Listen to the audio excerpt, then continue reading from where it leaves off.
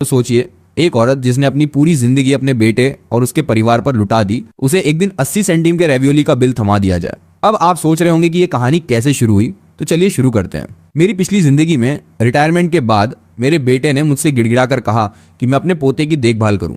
मुझे तरस आ गया, क्योंकि मैं जानती थी कि इस युवा जोड़े की जिंदगी आसान नहीं थी। मैंने घर का सारा काम अपने ऊपर ले लिया और अपनी पूरी पेंशन तक उन्हें दे दी। लेकिन जब मेरा पोता 3 साल का हुआ तो मेरी बहू ने मेरे सामने एक खर्चे का बिल फेंक दिया। उसने कहा कि अगर मैं उनके घर में रहती हूँ तो मुझे पैसे देने पड़ेंगे, घर का सारा खर्च आधा आधा बांटा जाएगा। उसने मुझसे पिछले 3 सालों का हर एक पैसा वापस मांगा, यहाँ तक कि वो 80 सेंटीम का एक रेवियोली जो मैंने कभी खाया था उसका भी हिसाब रखा गया था। मैंने बिल देखा और सीधे अपने बेटे के पास गई, लेकिन मेरे बेटे ने बड़ी रुखाई से कहा, मम्मा कोई छोटी मोटी नौकरी ढूंढ लो, पैसे चुका दो और मेरी वाइफ को परेशान मत करो। इसे थोड़ी एक्सरसाइज समझो। एक छोटी नौकरी से तुम्हारी जान नहीं जाएगी और तुम हमारी आर्थिक मदद भी करती रहोगी। फिर अचानक जब मैंने आंखें खोली तो मैं हैरान रह गई। मैं ठीक उसी पल में वापस आ चुकी थी जब मेरी बहू वांग ली ने खर्चे बांटने की बात कही थी। ये मेरी रीबर्थ थी। मैंने उसी पल ठान लिया कि इस बार मैं पूरी बाजी खेलूंगी। तभी वांग ली की तीखी आवाज गूंजी, मम्मा इधर आओ, तुमसे बात करनी है। ये सुझाव नहीं, सीधा ऑर्डर था। मैं थोड़ी देर के लिए अवाक रह गई, क्योंकि ये सीन, ये लहजा, सब कुछ बिल्कुल वैसा ही था जैसा मेरी पिछली जिंदगी में हुआ था। मैं समझ गई कि मैं वापस उसी मोड़ पर आ गई हूँ जहां मुझसे खर्चे शेयर करने और अपना खर्चा चुकाने की मांग की गई थी। वांग ली ने बेतहाशा झल्लाते हुए कागजों की एक गड्डी सोफे की आर्मरेस्ट पर पटक दी और बोली, देखो ये इतने सालों से हमारे घर में रहकर हमारी कमाई खा रही हो, हम भी प्रेशर में। हम एक प्रॉफिटियर को नहीं पाल सकते। आज से घर का हर खर्चा आधा आधा होगा। मेरे हाथ कांप रहे थे जब मैंने वो कागज उठाए। हूबहू वही बिल था, शब्द दर शब्द। किस तारीख को मैंने कुछ चेरी खाई थी ये तक लिखा था, जबकि उस दिन तो वो चेरी सुपरमार्केट में सेल पे थी और वांग ली ने ही मुझसे ज्यादा लाने को कहा था ताकि पोते के लिए कॉम्पोट बनाया जा सके। मैंने तो बस वो कुछ चेरी खाई थी जो खराब होने वाली थी। उसमें कुछ क्लेमेंटाइन भी थी और वही 80 सेंटीम का रेवियोली जो मैंने नाश्ते में खाया था। लेकिन मेरी हर महीने की पूरी पेंशन, रात दिन पोते को पालने की मेहनत और घर के लोन में मेरी मदद का एक शब्द भी जिक्र नहीं था। मेरे दिमाग में खून दौड़ गया, गुस्सा और बर्फीली ठंडक का मिश्रण। पिछली जिंदगी में मैंने इसी बिल पर वांग ली से जमकर झगड़ा किया था और अपने बेटे लिन वे के पास इंसाफ की उम्मीद में गई थी। लेकिन वो बिल्कुल चुप रहा और उल्टा मुझे ही कहानी न बनाने की सलाह दी। यहाँ तक कि उसने बड़ी शराफत से मेरे लिए रात की सफाई वाली नौकरी ढूंढ दी थी ताकि मैं अपनी तनख्वाह से कर चुका सकूं। पर इस बार मैंने शांत रहने की ठान ली थी। मैंने कांपती आवाज में कहा, वांग ली तुम मुझे बिल दिखा रही हो। तुम लोगों ने ही तो घुटनों पर बैठकर मुझसे इन सालों में तुम्हारी देखभाल करने की मिन्नतें की थी। इस घर में मैं दिन रात मरती रही, तुम्हारे बच्चे पाले, घर का सारा काम किया और अपनी पूरी पेंशन दे दी, और अब तुम मुझे 80 सेंटीम के रेवियोली का हिसाब दे रही हो। मेरी आवाज टूट गई। वांग ली ने ठोड़ी और ऊपर उठाकर हंसते हुए कहा, मम्मा ऐसा मत बोलो। आगे चलकर लिन वे को तुम्हारी रिटायरमेंट का ख्याल तो रखना ही पड़ेगा, लेकिन जहां तुम रहती हो, जो खाती हो, इस्तेमाल करती हो, वो सब हमारे पैसे से है। हिसाब साफ हो तो रिश्ते अच्छे रहते हैं, खासकर सास बहू के बीच। वांग ली की ये बेशर्मी देखकर मेरा खून खौल रहा था। मेरा दिल कर रहा था कि वो बिल फाड़ दूं, इस क्रूर औरत पर चिल्लाऊं, अपने उस नालायक बेटे को जगाऊं जो कमरे से बाहर आने की हिम्मत नहीं कर रहा था। लेकिन मैं ऐसा नहीं कर सकती थी। मेरी उम्र 55 साल है। सालों की मेहनत ने मेरा शरीर तोड़ दिया है। दिन भर घर का काम करके मेरे हाथ उठते भी नहीं थे, जबकि वो जवान और ताकतवर थे। हाथापाई हुई तो मेरी कोई जीत नहीं थी। मैं फिर से अपनी पिछली जिंदगी की तरह बर्बाद हो सकती थी। मुझे शांत रहना ही था।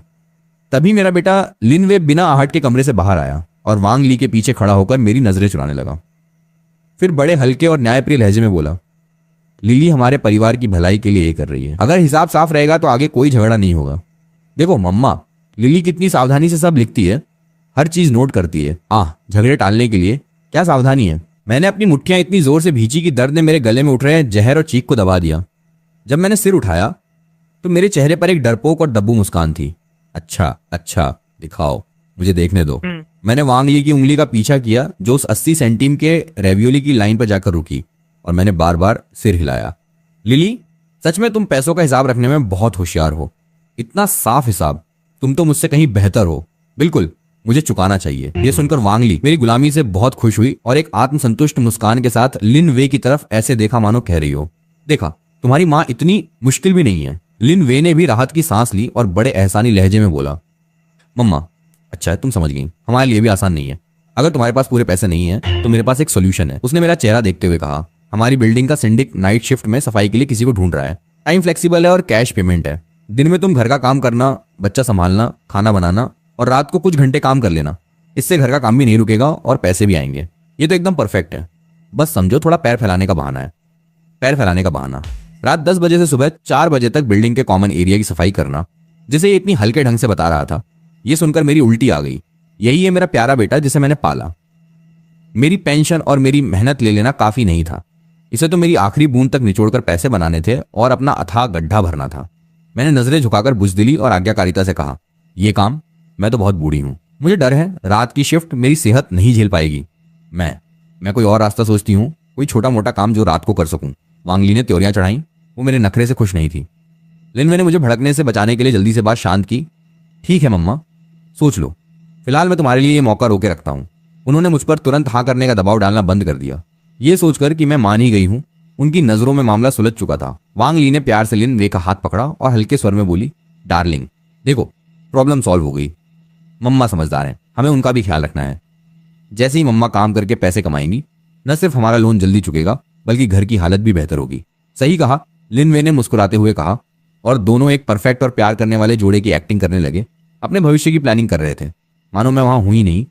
वांग ली ने आखिरी बात कही, चलो मम्मा, जल्दी आराम करो। कल बच्चे को सुबह 6 बजे दूध और प्यूरी चाहिए, भूलना मत। और लगभग घसीटते हुए लिनवे को लेकर मास्टर बेडरूम में चली गई। दरवाजा पूरी तरह बंद नहीं हुआ और उनकी दबी हुई लेकिन उत्तेजना से भरी बातें मेरे कानों तक आ रही थी। डार्लिंग, अगर मम्मा सच में ये क्लीनर की जॉब ले लेती है तो 2800 महीना 10 महीने में लगभग 3,000,000 हो जाएंगे, हमारी डेट से ज्यादा। और ऊपर से उनकी पेंशन का कार्ड तो है ही, महीने का 4000 से ज्यादा का फिक्स्ड इनकम। हमारा फाइनेंशियल प्रेशर बहुत कम हो जाएगा। कम ही नहीं, पूरा खत्म। हम तो प्लान बना सकते हैं। मुझे नई कार लेने का बहुत दिनों से मन है, और तुम तो हमेशा से यूरोप जाना चाहती थी ना। हम बस मम्मा के कुछ महीने काम करने का इंतजार करें, थोड़ी बचत करें। मैं दुनिया का सबसे लकी हस्बैंड हूं। हाँ, एक बात और, उससे कहना होगा कि वो जो भी पैसे कमाएगी मैं संभालूंगी। वो बूढ़ी है, कहीं इधर उधर न उड़ा दे। उनकी आवाजें धीरे धीरे धीमी होती गईं, लेकिन वो तपते हुए अंगारों की तरह मेरे दिल पर लाल छाप छोड़ गई। ये है मेरे प्यारे बेटे और प्यारी बहू। पिछली जिंदगी में इसी 80 सेंटीम के रेवियोली की वजह से मैं पूरी तरह कंट्रोल खो बैठी थी। गुस्से में वांग ली से जमकर लड़ी, फिर इंसाफ के लिए लिन वे के पास गई, और नतीजा पहले से भी बड़ा धोखा मिला। लेकिन इस बार सब कुछ अलग था। मैं उठी और अपने 6 वर्ग मीटर के उस कमरे में गई जो स्टोर रूम को बदलकर बनाया गया था। मैंने अपने पास रखे सबूत और अभी अभी की गई रिकॉर्डिंग को संभाल कर रखा। फिर अपना आईडी कार्ड और फैमिली बुक लेकर रात के अंधेरे में चुपचाप निकल गई। मैंने उनके सामने वो नाटक खत्म कर दिया था जिसमें मैं एक दब्बू और आसानी से काबू में आ जाने वाली सास का रोल निभा रही थी। अब मैं उस वक्त गायब होने वाली थी जब वो अपनी जीत के नशे में चूर थे। उन्हें यूरोप जाना है, कार बदलनी है, सपने देखने दो। मैंने बिना एक पल भी हिचकिचाए एक मोबाइल ऐप से बैंक के सबसे नजदीकी एक 5 सितारा होटल में रूम बुक किया। पहले मुझे ऐसी जगह बहुत डरावनी और फिजूल खर्ची लगती थी, लेकिन अब मुझे लग रहा था कि मेरे रीबर्थ की हकदार यही रस्म है। मुलायम कारपेट, शांति, आरामदायक बड़ा बिस्तर। लेटने के बाद भी मुझे तुरंत नींद नहीं आई। पिछली जिंदगी में मरने तक मैंने अपने लिए एक दिन भी नहीं जिया था। इस जिंदगी में मैं हर पल की भरपाई करूंगी, और वो एहसान फरामोश बेटा बहू अपना अपना देखें। अगली सुबह हल्की रोशनी में ही मैं सीधी बैंक गई। काउंटर पर जाकर साफ साफ बोला कि मुझे अपना कार्ड ब्लॉक करना है और नया कार्ड इशू करवाना है। कुछ ही मिनटों में नया कार्ड मेरे हाथ में था। इस महीने की पेंशन बिना किसी दिक्कत के ट्रांसफर हो गई। कंफर्मेशन का मैसेज देखकर मैंने एक लंबी सच्ची राहत की सांस ली। आर्थिक आजादी, यही आजादी की शुरुआत है। जैसे ही मैंने अपना फोन ऑन किया, वो बुरी तरह कंपने लगा। ढेरों मिस्ड कॉल्स और व्हाट्सएप पर मैसेजों की बाढ़ आ गई। मम्मा कहाँ चली गई? बच्चा बहुत देर से रो रहा है, नाश्ता नहीं बना। लिनवे की माँ, ये क्या बदतमीजी है, सुबह सुबह ऐसे गायब हो जाना। तुरंत वापस आओ, दलिया तक नहीं बना है। मम्मा प्लीज बेवकूफ़ी बंद करो। लिली बहुत गुस्से में है, जल्दी आकर उससे माफी मांगो। पोते का रोता हुआ वॉइस मैसेज, बर्तनों के गिरने की आवाजें, और फिर दोनों की तरफ से गुस्से भरी गालियों की बौछार। मैंने बिल्कुल सपाट चेहरे से ये सब सुना और देखा। यही वजह है कि वो मेरे बिना नहीं रह सकते। मोहब्बत से नहीं, बस आदत से। मुफ्त की काम करने वाली नौकरानी, जिसे जितना मर्जी काम कराओ, अचानक हड़ताल पर चली गई हो। मैंने ठंडी मुस्कान बिखेरी और एक क्लिक में अपने बेटे के व्हाट्सएप कॉल और चैट को ब्लॉक कर दिया। बहू के साथ भी यही किया। दुनिया में एकदम सन्नाटा पसर गया। 10 मिनट भी नहीं बीते थे कि एक अनजान नंबर से लगातार कॉल आने लगी। मैं समझ गई कि कौन है और कॉल उठाया। वांग ली की बिंदती आवाज ने मेरे कान के पर्दे लगभग फाड़ दिए। लिनवे की माँ, तुम पागल हो गई हो क्या? हमें ब्लॉक कर दिया। आखिर चाहती क्या हो? देखो घर का क्या हाल हो रखा है, बच्चा रो रो कर बेहाल है। लिनवे को ऑफिस के लिए देर हो रही है और मैंने तो मेकअप भी नहीं किया। सब तुम्हारी वजह से, क्योंकि तुमने ना नाश्ता बनाया ना हमें जगाया। कल रात की उस बेवकूफ़ी भरी खर्चा बांटने की बात का बदला ले रही हो ना, बदतमीज बुढ़िया। इतनी कमी नहीं हो सकती है क्या? इतनी सी बात पर इतना ड्रामा और घर में फूट डलवा रही हो। तुरंत वापस आओ, नहीं तो बाद में शिकायत मत करना कि हमने तुम्हें मां मानना छोड़ दिया। मैं तो उसकी शक्ल की कल्पना भी कर सकती थी। बिखरे बाल, गुस्से से विकृत चेहरा। मैंने उसके सांस लेने तक का इंतजार किया और फिर बिल्कुल शांत आवाज में जवाब दिया, वांग ली, तुम गलत समझ रही हो। लाइन पर एक पल की खामोशी छा गई। मुझे खर्चे बांटने की बात पर बिल्कुल भी बुरा नहीं लगा, बल्कि मुझे तुम्हारी बात बिल्कुल सही लगती है। ये बहुत जायज समाधान है। हिसाब साफ तो रिश्ते अच्छे है ना, खासकर सास बहू के बीच। इसीलिए मैं इससे पूरी तरह सहमत हूं और मैंने इसे अमल में लाने का फैसला कर लिया है। क्या मतलब क्या है तुम्हारा? मतलब ये कि जैसे ही तुमने कल रात खर्चे बांटने की बात कही, हम दो अलग परिवार हो गए। वांग ली की आवाज अविश्वास से भर गई। अब तुम अपनी जिंदगी जियो, मैं अब तुम्हारे घर में नहीं रहती, इसलिए मुझे न तो किराया देना है, न ही घर का खर्च शेयर करना है। मैंने अपना पेंशन कार्ड भी दोबारा बनवा लिया है, खर्चा बांटो। नहीं तो जहां तक लोन की बात है, अब से तुम खुद संभालो, और तुम्हारा रोता बच्चा, न बना नाश्ता और ऑफिस के लिए देरी, ये सब तुम्हारी समस्या है। मैं एक गैर औरत इसमें क्यों पढ़ूं? क्या तुम्हारी हिम्मत कैसे हुई? ये तुम्हारा पोता है, तुम्हारा घर है, तुम्हारा बेटा है, तुम्हारा घर है। इसे खरीदने के लिए मैंने एक पैसा नहीं दिया। मैंने 3 साल पोते की मुफ्त देखभाल की, उल्टा अपनी जेब से पैसे भी खर्चे, और अब तुम चाहती हो कि मैं अपने रहने खाने का खर्चा भी दूं। ऐसा परिवार, ऐसा पोता मेरी औकात से बाहर है। आज से हिसाब बराबर। मुझसे किसी भी काम से संपर्क मत करना, मैं बिजी हूँ। बिजी किस चीज़ में? कमीनी बुढ़िया, ये तो बस हिसाब बराबर करने की बात थी। मैंने उसके बाद की गालियों की बौछार नहीं सुनी, सीधे कॉल काटा और वो नंबर भी ब्लॉक कर दिया। फिर अपने फ़ोन की सारी सोशल मीडिया ऐप्स की नोटिफिकेशन बंद कर दी, ताकि वो मुझे किसी भी रास्ते से ढूंढ न सकें। दुनिया पूरी तरह खामोश हो गई। मैं उनके घर नहीं लौटी। मेरे पति का बहुत पहले देहांत हो चुका है। मैंने अपने बेटे को अकेले पाला। मेरा अपना एक छोटा सा अपार्टमेंट है। मुझे बेटे के घर रहने की जरूरत नहीं, लेकिन डर था कि वो और उसकी पत्नी वहां धावा बोल देंगे। सुकून के लिए मैं सीधी उस ट्रैवल एजेंसी गई जिसे मैंने पहले ही देख लिया था। मैंने सान्या के लिए बेस्ट रिलैक्सेशन ट्रिप बुक की, पेमेंट कॉन्ट्रैक्ट पर साइन, सब कुछ बिल्कुल सही रहा। अगले दिन अपना नया छोटा सूटकेस खींचते हुए, सन हैट और सनग्लासेस पहने, मैं टाइम से पहले मीटिंग पॉइंट पर पहुंच गई। अपनी उम्र की बाकी औरतों को नीले आसमान और समंदर की ख्वाहिशों में चेहरे पर उम्मीदों की चमक लिए देखकर मुझे अचानक एक ऐसी हल्कापन महसूस हुआ जो बरसों से खोया हुआ था। यही असली जिंदगी है। सान्या पहुंचकर सूरज, समुद्र तट, लहरें, नारियल के पेड़, सब कुछ एक सपने जैसा खूबसूरत था। मैं ग्रुप के साथ घूमी और दूसरी औरतों की तरह चटकीले रंगों के कपड़े पहने, समुद्र के किनारे लंबी सैर की, पानी में हौले हौले पैर डुबोए और ताजे ट्रॉपिकल फलों का मजा लिया। शाम को मैंने एक लोक नृत्य का कार्यक्रम भी देखा। मैंने ढेर सारी तस्वीरें खींची और अपने सोशल मीडिया पर पोस्ट कर दी। मेरा बेटा और बहू दूसरों से ये सब जानकर गुस्से से दांत पीसने लगे। उन्होंने दूसरों के फोन से मुझे कॉल करने की बहुत कोशिश की, लेकिन मैंने तो अपना सिम कार्ड ही बदल लिया। मैंने उन्हें पूरी तरह इग्नोर कर दिया। मैं सोच सकती थी कि हजारों किलोमीटर दूर उनके घर में कितना कोहराम मचा होगा। मेरे बिना, उनकी फुल टाइम नैनी के बिना वांग ली को नौकरी और बच्चे के बीच बुरी तरह जूझना पड़ रहा होगा। मेरी पेंशन के बिना लोन चुकाने में लिन वे पर आर्थिक दबाव एकदम बढ़ गया होगा। उनके बीच लड़ाई झगड़े तय थे, लेकिन इस सब से अब मेरा कोई लेना देना नहीं था। मैं आराम से घूमने के बाद में निपटूंगी। समुद्र की तरफ देखते होटल की बालकनी पर लेटी गर्म और नम समुद्री हवा का झोंका मुझे सहलाता रहा, और आखिरकार मुझे लगा कि जीवन भर का बोझ पूरी तरह से उतर गया है। मैं अब किसी की माँ नहीं, किसी की सास नहीं, किसी की दादी नहीं। मैं सिर्फ मैं हूं। अपना अपना हिस्सा चुकाओ। मुझे सबसे क्रूर तरीके से ये बहाना और हिम्मत देने के लिए उनका शुक्रिया, ताकि मैं अपनी बेड़ियां तोड़ सकूं। जब खूब मौज मस्ती कर ली तो मैं सान्या से वापस आकर अपने पुराने अपार्टमेंट में शिफ्ट हो गई। अभी मुझे आराम किए कुछ ही घंटे बीते थे कि दरवाजे पर जोर जोर से धमाके होने लगे। मम्मा, पता है तुम वापस आ गई हो, जल्दी दरवाजा खोलो। मेरा बेटा बाहर खड़ा था, चेहरा थका हुआ और मुरझाया सा। मेरी बहू वांग ली ने तुरंत मुझे गालियां देनी शुरू कर दी। कमीनी बुढ़िया कहाँ छुपी हुई थी? 15 दिन सान्या में मौज कराई और हमें सारी मुसीबत में छोड़ गई। कैसी सास और माँ हो तुम? दाएं बाएं के पड़ोसी उत्सुकता से सिर बाहर निकालने लगे। उनके चेहरे और भी उदास हो गए। वांग ली ने मुझे बुरी साबित करने का मौका पकड़ लिया। आप सब बताओ कि ये सही है। मुझे ऐसी सास कैसे मिली? हमारा छोटा सा परिवार पूरी तरह दबा हुआ है। इसने हमारी मदद करने का वादा किया था, और ये न सिर्फ मौज करने सान्या भाग गई, बल्कि हमारे पैसे भी चुरा लिए। न सिर्फ हमारे लिए एक बड़ी गंदगी छोड़ गई, बल्कि इसकी वजह से हम इस महीने अपना लोन भी लगभग नहीं चुका पाए। वो पड़ोसियों को मेरे खिलाफ भड़काने लगी। कुछ तो उनकी तरफदारी करने की हिम्मत भी कर बैठे। मैंने अपने स्मार्ट डोर लॉक का कैमरा एक्टिवेट किया और सिंडिक और सिक्योरिटी को बुलाया, और फिर धम्म से दरवाजा जोर से खोल दिया। वांग ली और लिन वे चौंक कर अंदर गिरते गिरते बचे। उनके चेहरों पर गुस्से और हैरानी का मिला जुला भाव था। पड़ोसियों की निगाहें उत्सुकता और सवालों से भरी हम पर टिक गईं। मम्मा? कौन मम्मा? मैं तेरी माँ बनने के लायक नहीं हूँ, लिन वे। और तो और तेरी बहू की सास बनने के तो बिल्कुल भी लायक नहीं। मैंने एक कदम आगे बढ़ाया। मेरी नजरें पहले वांग ली पर जम गई। वांग ली, तुमने अभी क्या कहा? कि मैंने तुम्हारे पैसे चुराए और मुसीबतों का ढेर छोड़ दिया? उसे जवाब का मौका दिए बिना मैंने झट से अपनी जेब से फोन निकाला, वॉल्यूम पूरा करके वो रिकॉर्डिंग चला दी जो मैंने सेव की थी। घर के सारे खर्चे के लिए हम हिसाब बराबर करेंगे।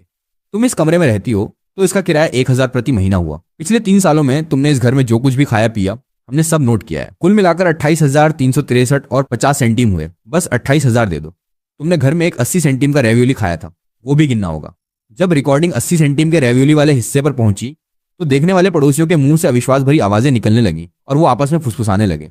मैंने रिकॉर्डिंग रोककर वांग ली और लिन वे की तरफ इशारा किया, जिनके चेहरे अब सफेद पड़ चुके थे, और टूटे दिल से भीड़ से कहा, सब सुन लो, गौर से सुनो। ये है मेरी लाडली बहू। मेरी रिटायरमेंट के बाद यही लोग थे जिन्होंने मुझसे गिड़गिड़ाकर अपने नवजात बेटे की देखभाल के लिए मदद मांगी थी। 3 साल तक मैंने गुलाम की तरह काम किया, घर का सारा काम किया और उनका बच्चा पाला। 4000 से ज्यादा की मेरी पेंशन हर महीने पूरी दे दी, एक पैसा भी नहीं रखा, ताकि उनका लोन चुक सके, ताकि उनका गुजारा हो सके। और नतीजा, मेरा पोता जैसे ही 3 साल का हुआ और नर्सरी जा सकने लायक हुआ, इन्होंने मुझे बिल थमा दिया। ये मुझसे उस 80 सेंटीम के रेवियोली के भी पैसे मांग रहे हैं जो मैंने इनके घर में खाया था। ये चाहते हैं कि हम खर्चे बांटें, किराया दूं। इसे ही ये मदद करना कहते हैं। मेरी नज़र उस लिनवे पर टिक गई जिसे मैंने अकेले पाला था। मेरी आवाज़ सिसकियों से रूंध गई। पिछली जिंदगी की बर्फीली निराशा और गुस्से से भरकर मैं उसे अब नजरें चुराते देख रही थी, मुझसे आंख मिलाने में असमर्थ। तुमने एक शब्द नहीं कहा, न सिर्फ मेरी तरफदारी नहीं की, बल्कि अपनी पत्नी के साथ मिलकर मुझे रात की सफाई वाली नौकरी के लिए राजी करने की साजिश रची। 3000 महीने की वो जॉब, ताकि मैं ये झूठा कर्ज चुका सकूं। और तुम पहले से ही मेरी आने वाली पेंशन का प्लान बना रहे थे। तुम मेरे माथे के पसीने की कमाई से कार बदलना चाहते थे और यूरोप घूमना चाहते थे। लिनवे, तुम्हारी ज़मीर को कुत्ता खा गया क्या? पड़ोसियों की नजरें फौरन घृणा और गुस्से में बदल गईं और वो उन पर उंगलियां उठाने लगे। हे भगवान, ये तो बहुत ही घिनौना है। 80 सेंटीम का रेवियोली नोट किया। क्या ये इंसान भी हैं? दादी अपने पोते की देखभाल करती है, अपनी पेंशन देती है और बदले में ऐसे धन्यवाद मिलता है। एहसान फरामोश हो, दिल नहीं है तुम्हारा। मैंने ऐसे मतलबी और बड़ों की बेइज्जती करने वाले लोग कभी नहीं देखे। वांग ली का चेहरा लाल से सफेद पड़ गया। भीड़ का आरोप सहन न कर पाने पर वो तीखी आवाज में चिल्लाई, चुप रहो, ये हमारा पारिवारिक मामला है। तुम बीच में क्यों आ रहे हो? ये पारिवारिक मामला है, समझे? तुम लिन वे की माँ हो, मेरी सास। ये तो कम से कम तुम्हें करना ही चाहिए, बच्चों की मदद करना और पैसे देना। तुम्हारी पेंशन अगर हमें नहीं दोगी तो किसे दोगी? जब बूढ़ी और लाचार हो जाओगी तो क्या हमारे बेटे पर तुम्हारी देखभाल के लिए निर्भर नहीं रहोगी? तो अब थोड़ी मदद और थोड़ा पैसा देने में क्या बुराई है? निस्वार्थ समर्पण, यही तो सामान्य है। ये बेशर्मी भरे शब्द सुनकर मैं गुस्से से कांप उठी, लेकिन उससे भी बढ़कर थी मोहभंग के बाद आई बर्फीली दृढ़ता। वांग ली, लिनवे, मेरी बात ध्यान से सुन लो दोनों। जिस पल तुमने ये बिल निकालकर खर्चा बांटने की बात की, उसी पल से हमारे बीच अब सामान्य जैसा कुछ नहीं। मैं अब अपने बुढ़ापे के लिए तुम पर निर्भर नहीं रहूंगी। मैं ऐसे रहूंगी मानो मेरा कभी कोई बेटा था ही नहीं। अब से मैं जीऊं या मरूं, तुम्हें इससे मतलब नहीं। अपनी पेंशन का एक पैसा भी तुम्हें नहीं दूंगी। मैं अपनी मर्जी से जिंदगी जीऊंगी। और अब इस वक्त मेरे घर से निकल जाओ, वरना अंजाम की शिकायत मत करना। तभी बिल्डिंग का मैनेजर 2 सिक्योरिटी गार्डों के साथ दौड़ता हुआ आया। यहाँ क्या हो रहा है? इतना शोर कौन कर रहा है? मैंने फौरन लिनवे और वांग ली की तरफ इशारा करके कहा, मिस्टर मैनेजर, ये दोनों लोग मेरे परिवार से नहीं हैं।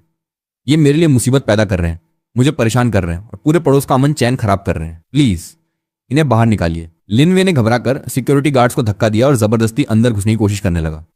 परिवार से नहीं, मैं उनका बेटा हूं। ये पारिवारिक मामला है। मम्मा, बेवजह ड्रामा करना बंद करो प्लीज। अंदर चलकर शांति से बात करते हैं। बच्चे को तुम्हारी जरूरत है, परिवार तुम्हारे बिना नहीं रह सकता। पहले अपना पेंशन कार्ड तो दो, इस महीने का लोन सच में लेट हो जाएगा। लेट? शांति से बात। तुम अब भी मेरी पेंशन चुराना चाहते हो? पूरी जिंदगी का जमा हुआ गुस्सा और बेइज्जती उससे एक लम्हे में फट पड़ी। मैंने बिना किसी चेतावनी के पूरी ताकत से हाथ उठाया और धार से एक जोरदार गूंजता हुआ थप्पड़ लिनवे के चेहरे पर जड़ दिया। झन्नाटा आया। वो अपना गाल पकड़कर मुझे अविश्वास से देखने लगा। धाड़ धाड़ 2 और बेरहम थप्पड़ पड़े। वांगली चिल्लाने लगी। मैंने अपना सुन्न हाथ झटकते हुए लिनवे के तुरंत लाल और सूजे हुए चेहरे को घूरा और बर्फीली आवाज में हर शब्द पर जोर देते हुए कहा, ये 3 थप्पड़ उस नालायक बेटे के लिए हैं जिसमें न संस्कार है, न दया, और जो अपनी पत्नी को अपनी मां का अपमान करने देता है। एहसान फरामोश कहीं के। लिनवे, आज से तुम मेरे बेटे नहीं हो और अब दफा हो जाओ। तुमने मेरे पति को मारा? बुढ़िया, मैं तुझे जान से मार दूंगी। ये देखकर वांगली पागल हो गई और नाखून निकालकर मुझ पर झपट पड़ी, मुझे धक्का देने के लिए। लेकिन मैं पहले से ही सतर्क थी। मैं हल्का सा बगल में हटी और साथ ही पलटकर पूरी ताकत से एक और जोरदार थप्पड़ उसके चेहरे पर दे मारा। धाड़। आवाज लिन वे के थप्पड़ से भी ज्यादा तेज थी। झटके से वांग ली को तारे नजर आ गए और वो गिरते गिरते बची। उसके सजे धजे चेहरे पर तुरंत मेरी उंगलियों के लाल निशान उभर आए। तुमने मुझे मारा? तुम्हारी हिम्मत कैसे हुई मुझे मारने की? हाँ, तुझे ही मार रही हूं। सब लोग देख लो, और आप मैनेजमेंट और सिक्योरिटी वाले भी गौर से देख लो। कैमरा सब रिकॉर्ड कर रहा है। मैंने अपने दरवाजे के ठीक ऊपर लगे नए मिनी कैमरे की तरफ इशारा किया। यही शुरू हुई। इसने मुझे धक्का देना चाहा। यह आत्मरक्षा थी। ऐसी घटिया औरत जो बड़ों की इज्जत नहीं करती, जिसका दिल काला है और जो एक बूढ़ी औरत पर हमला करना चाहती है, उसके लिए एक थप्पड़ तो बहुत मामूली सजा है। तब लिन वे और वांग ली ने डर से सिर उठाकर कैमरे की तरफ देखा। लाल बत्ती टिमटिमाते कैमरे को देखकर उनके चेहरे बिल्कुल सफेद पड़ गए, मानो खून ही सूख गया हो। उनका घमंड, धमकियां, धक्का मुक्की और गालियां, सब कुछ रिकॉर्ड हो चुका था। नहीं मम्मा, तुम ऐसा नहीं कर सकती। हम एक परिवार हैं। लिन वे ने घबराई हुई आवाज में संभालने की कोशिश की। परिवार? अपनी लाडली पत्नी को लेकर दफा हो जाओ।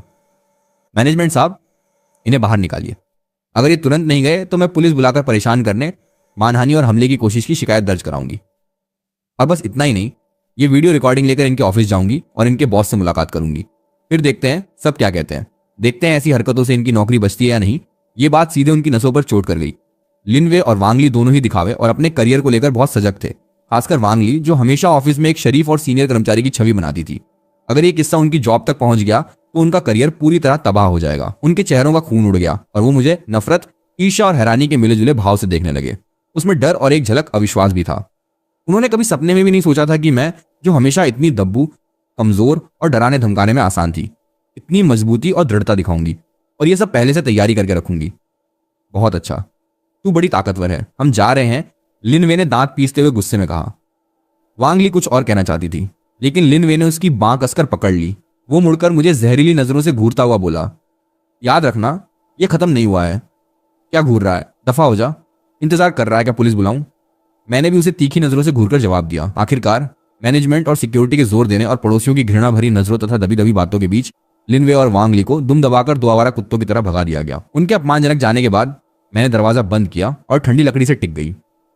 मैंने धीरे से सांस छोड़ी और बरसों से जमा तनाव को बाहर निकाला। मुझे पता था कि जंग अभी शुरू हुई है। वो इतनी आसानी से हार नहीं मानने वाले थे, लेकिन अब मुझे डर नहीं था। अपने रीबर्थ के उस पल से ही मैं अब वो माँ और सास नहीं रहूंगी जो चुपचाप सब सहती और परफेक्ट विक्टिम बनती है। मेरी पेंशन, मेरा घर और मेरी बाकी की जिंदगी, इन सब का फैसला सिर्फ मैं करूंगी। वांग ली और लिन वे जब सबके सामने बेइज्जत होकर बाहर निकाले गए तो 2 दिन तक शांत रहे, लेकिन इसके बाद उन्होंने और भी घिनौनी चाल चली। पहले तो फैमिली ग्रुप चैट पर अचानक एक विस्फोट हो गया। बड़े अंकल सांचुगौन ने मुझ पर निशाना साधा, शिफान, ये क्या हो रहा है? मैंने तुम्हारी बहू से सुना कि तुम उनके पैसे लेकर भाग गई और पोते को छोड़कर ऐश करने चली गई। ये सही नहीं है। परिवार में बात करके हल निकालना चाहिए। फिर एक एक करके चचेरी बहनें, भाभियां और दूर के रिश्तेदार तक, जिनसे सालों से बात नहीं हुई थी, सब नैतिकता का पाठ पढ़ाने या आरोप लगाने लगे।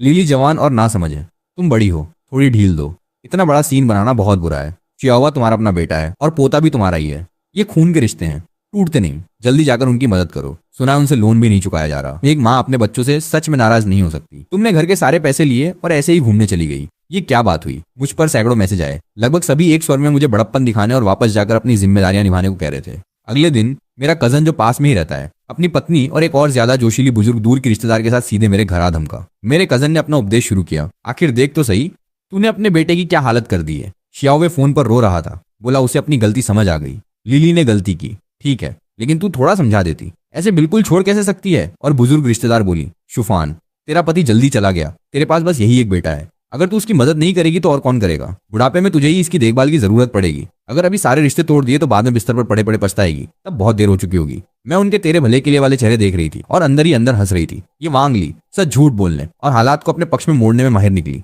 मैंने एक शब्द नहीं कहा, बस उनके खत्म होने का इंतजार किया और फिर शांति से अपना फोन उठाया। अब जब सबको इतनी ही फिक्र है तो मैं आपको सच्चाई दिखाती हूँ, फिर देखते हैं कौन गलत है, कौन किसी इज्जत के लायक नहीं। उनके सामने मैंने फैमिली ग्रुप की चैट खोली और वो सारे डोजियर निकाले जो मैंने बहुत पहले से तैयार कर रखे थे। ऑडियो क्लिप्स, हॉलवे के सर्विलांस कैमरे की वीडियो और 80 सेंटीम के रेवियोली वाले बिल की हाई डेफिनेशन फोटो, सब एक साथ भेज दिया। फैमिली ग्रुप में भेजने के बाद मैंने इसे अपनी पब्लिक वॉल पर भी पोस्ट कर दिया। तथ्य खुद बोलते हैं, मेरा जमीर शांत है। भेजती बैठक में सन्नाटा पसर गया। मेरे कजन और बुजुर्ग रिश्तेदार एक दूसरे को देखने लगे, फिर अनायास ही अपने फोन निकालकर चेक करने लगे। कुछ ही सेकंड बाद मेरे कजन का चेहरा बदल गया। वो तेजी से स्क्रीन स्क्रॉल करने लगा और रिकॉर्डिंग में वांग ली की वो घिनौनी आवाज सुनने लगा। यो खर्चे बांटने 80 सेंटीम के रेवियोली की बात कर रही थी। बुजुर्ग रिश्तेदार भी अवाक रह गई, मुंह खोले कुछ बोल नहीं पा रही थी। फैमिली ग्रुप में तो मानो बम फट पड़ा। कुछ देर की सन्नाटा भरी खामोशी के बाद चैट सचमुच विस्फोट कर गई।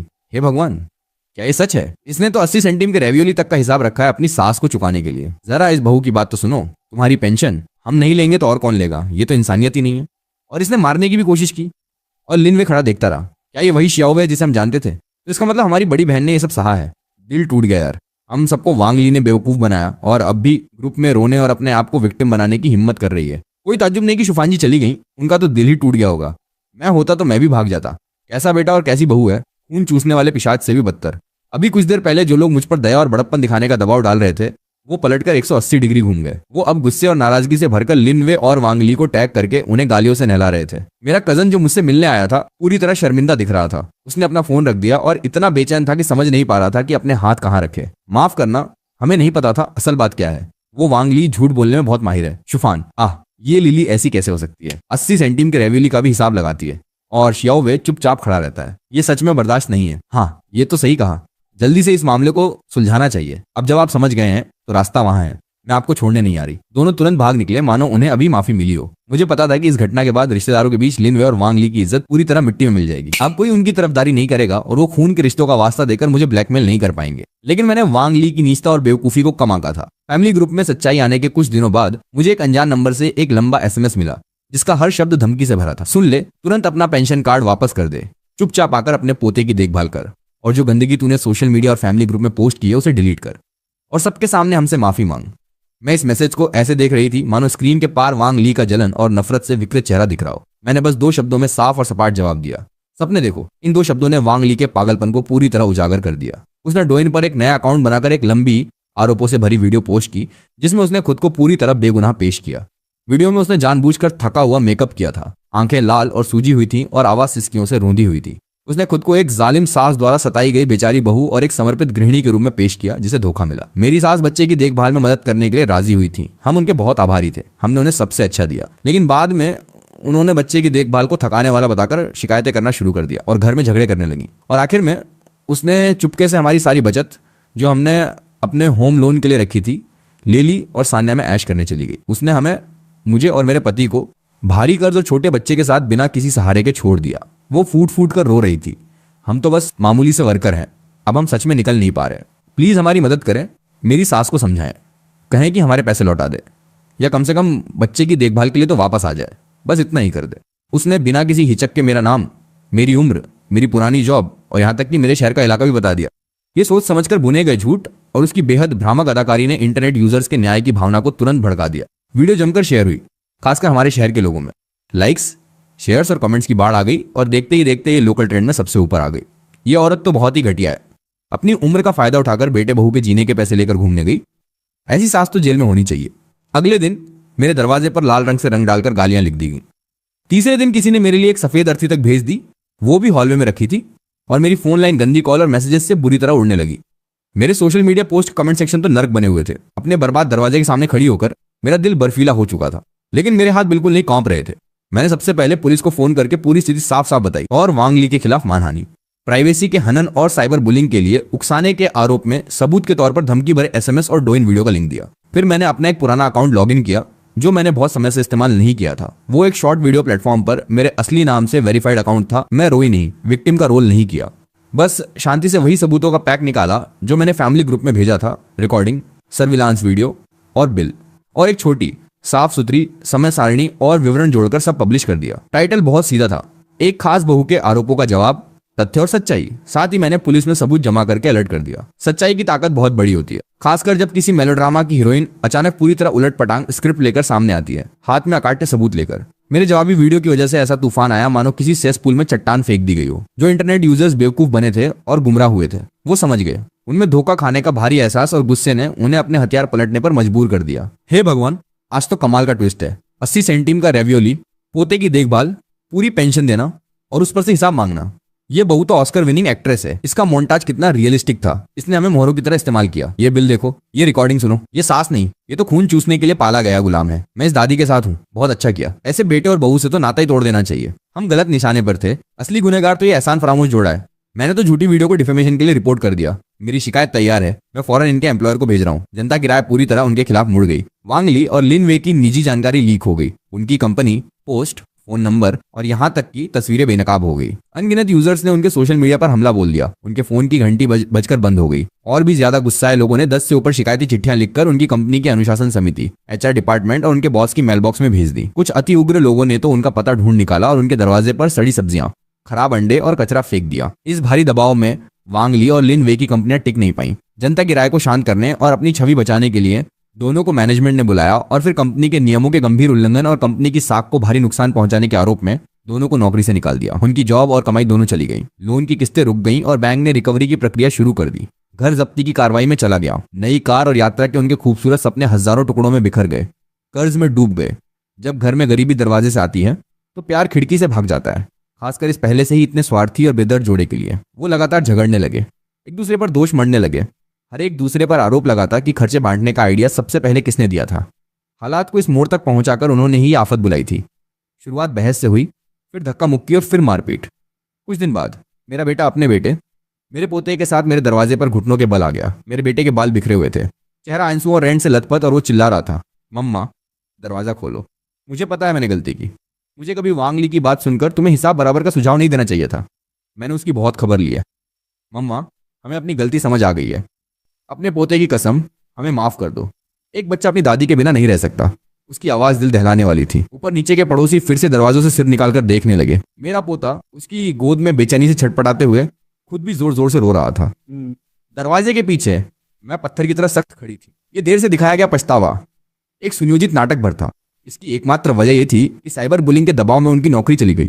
अब बिना कमाई और दीवार से पीठ लगी होने पर वो मुझसे चिपकना चाहते थे, अपने आखिरी सहारे की तरह। ये अपनी गलती नहीं, अपनी बेबसी की पहचान है। मैंने दरवाजा नहीं खोला, बस इतनी जोर से आवाज लगाई कि बाहर तक जाए। मैं तुमसे पहले ही कह चुकी हूँ, जिस पल तुमने मुझे वो बिल पकड़ाया, तुम मेरे बेटे नहीं रहे। अपने बच्चे को लेकर जाओ और मेरे दरवाजे के सामने ये सर्कस बंद करो। जब वांग ली इंटरनेट पर मेरे खिलाफ झूठ और मानहानि फैला रही थी, जब वो मेरे खिलाफ साइबर बुलिंग भड़का रही थी, तब मुझे याद नहीं आया कि मैं तुम्हारी माँ हूं। अब सबूत काटते हैं। मैं शिकायत दर्ज करा चुकी हूँ। कानून तुम्हें वही देगा जिसके तुम हकदार हो। अब फौरन यहां से जाओ, वरना परेशान करने की वजह से पुलिस बुलाऊंगी। बाहर से आ रही रोने की आवाजें अचानक बंद हो गई और उसके फौरन बाद वांगली की तीखी चीख सुनाई दी। वो भी वही थी, सीढ़ियों के कोने में छुपी हुई। मम्मा, सास माँ, मुझसे गलती हो गई, मैं आपके सामने सजदा करती हूँ। और उसने सच में घुटनों के बल गिरकर अपना माथा ठंडे फर्श पर दे मारा। एक धीमी आवाज हुई। उसकी आवाज में पहले कभी नदी की घबराहट थी। मैं ही थी, मूर्खता में अंधी हो गई थी। मैंने बेहुदा बातें की। अपनी शिकायत वापस ले लो, प्लीज, शिकायत वापस ले लो। हम एक परिवार हैं, तुम इतने क्रूर नहीं हो सकते कि हमें मरता देखो। परिवार बड़ा क्रूरता दिखाने की बात करती है। जब तुम लोग मेरी पेंशन के लिए साजिश कर रहे थे, जब तुमने मुझे 80 सेंटीम के रेवोली के पैसे चुकाने को कहा, तब तुम्हें लगा था कि हम परिवार हैं। जब तुम इंटरनेट पर झूठी कहानियां बनाकर लोगों को मेरा दरवाजा तोड़ने और मुझे अर्थी भेजने पर उकसा रही थी, तब तुम्हें याद आया कि हम परिवार हैं। अब डर लग रहा है, लेकिन बहुत देर हो चुकी। मैंने दरवाजे के पार से आने वाली चीखों, मिन्नतों और यहां तक की गालियों पर ध्यान देना बंद कर दिया। मैंने सीधे बिल्डिंग मैनेजर और थाने को फोन लगाया। वांग ली द्वारा फैलाई गई झूठी बातें, मानहानि और साइबर बुलिंग का सबूत पूरा था और असर विनाशकारी था। भले ही बाद में उसने वीडियो डिलीट करने और समझौते की गिड़गिड़ाहट की कोशिश की, लेकिन एक बार कानूनी प्रक्रिया शुरू हो गई तो अब सब उसके कंट्रोल से बाहर था। आखिरकार कोर्ट ने उसे 1 साल की निलंबित सजा और 2 साल की परीक्षा की सजा सुनाई। इस फैसले ने उनकी उस उम्मीद को पूरी तरह तोड़ दिया कि इसे एक सामान्य पारिवारिक झगड़े में दबाया जा सके या वो अपनी सजा से बच निकलेंगे। फैसला आने के अगले दिन मैंने एक एजेंसी से संपर्क करके अपना पुराना अपार्टमेंट जितनी जल्दी हो सके बेच डाला। बस कुछ ही सामान और पूर्ण मुक्ति की भावना के साथ मैं यूनान के दूर दराज के पहाड़ों और झीलों के करीब एक शांत से गांव में चली गई। वहां मैंने एक छोटे से आंगन वाला घर खरीदा, फूल लगाए, एक आवारा बिल्ली पाल ली और गांव की दयालु बुजुर्ग महिलाओं के साथ मिलकर वहां के खास पकवान बनाना सीखा। जिंदगी शांत नदी के पानी की तरह बहने लगी। बेशक लिनवे और वांग ली ने हार नहीं मानी। उन्होंने मुझे ढूंढने की हर कोशिश की। आखिरकार उन्हें एक नंबर मिल गया जो मैंने यूनान आने के बाद थोड़े समय के लिए इस्तेमाल किया था। शुरू में मैसेजों और कॉल्स की बाढ़ आई। लहजा पूरी तरह ईमानदार और पछतावे से भरा था। वादे थे और अपने बेटे के भविष्य का हवाला देकर भावनाओं का सहारा लिया गया। मैंने बिना हिले एक एक करके सबको ब्लॉक कर दिया। जब उन्हें समझ आया कि उनकी मीठी बातों का कोई जवाब नहीं आ रहा, तो आखिरकार उनका नकाब उतर गया। नए अनजान नंबरों से आने वाले मैसेज जहर से लथपथ थे। गाली, श्राप, धमकी, वो अपने दिल का सबसे काला जहर उगल रहे थे। मैंने बिल्कुल शांत भाव से वो सिम कार्ड निकाला, 2 टुकड़ों में तोड़ा और कूड़ेदान में फेंक दिया। मैंने एक बिल्कुल नया नंबर लिया और इस बार यह नंबर किसी को बिल्कुल नहीं दिया। यही मेरा उस पुराने अतीत से पूर्ण विच्छेद था, जो छल, विश्वासघात और हिंसा से भरा था।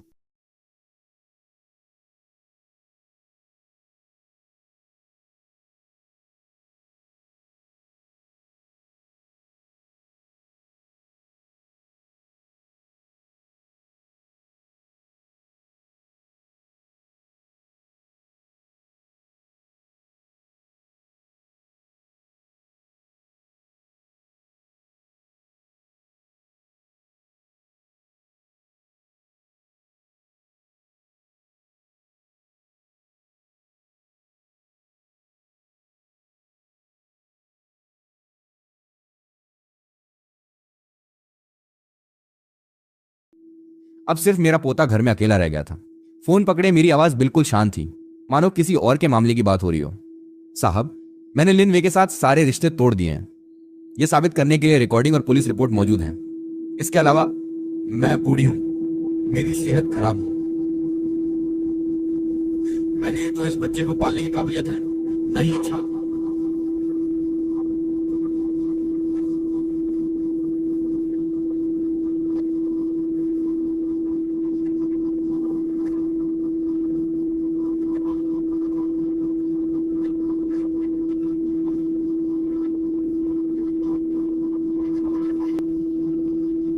जहां तक बच्चे की कस्टडी का सवाल है, कानूनी प्रक्रिया अपनाएं या सामाजिक सेवाओं को सौंप दें। लाइन के दूसरी तरफ पुलिस वाला एक पल खामोश रहा। लग रहा था उसे पूरे मामले की जानकारी है। उसने एक आह भरी, ठीक है, हम समझ गए। आखिरकार वो पोता जिसकी मैंने 3 साल तक देखभाल की थी, उसकी माँ के परिवार के बड़ों को सौंप दिया गया। पता नहीं कभी उसे पूरी कहानी पता चलेगी या नहीं, या वो इसके लिए मुझसे नफरत करेगा। लेकिन मुझे पता है कि उस वक्त मेरे लिए और उसके लिए सबसे जिम्मेदाराना फैसला यही था। ऐसे माता पिता के साथ बड़ा होना या मेरे जैसी दादी के साथ रहना जिसका दिल कड़वाहट से भरा था और जो दोबारा खुद को समर्पित नहीं कर सकती थी, उसका भविष्य जरूरी नहीं कि बेहतर होता। अदालत का फैसला जल्द आया। लिनवे चोट पहुंचाने और मौत का कारण बनने के आरोप में मामले की गंभीरता को देखते हुए अंततः उम्र कैद और आजीवन नागरिक अधिकारों से वंचित करने की सजा सुनाई गई। आखिरकार गर्द छंट गई। मैंने अतीत की कड़वाहटों को अपने दिल की गहराइयों में दफना दिया ताकि उन पर फिर कभी बात न हो। मेरे आंगन में धूप अपनी पूरी चमक बिखेर रही है। मेरे लगाए फूल बेहद खूबसूरत खिले हैं और मेरी बिल्ली मेरे पैरों से लिपट कर घुरघुरा रही है। मैं हाथ में पानी की बाल्टी लेकर इत्मीनान से अपने पौधों को पानी देती हूँ। बीता हुआ कल दफन हो चुका है और भविष्य शांत और लंबा नजर आ रहा है। और इस बार मैं सिर्फ और सिर्फ अपने लिए जीऊंगी।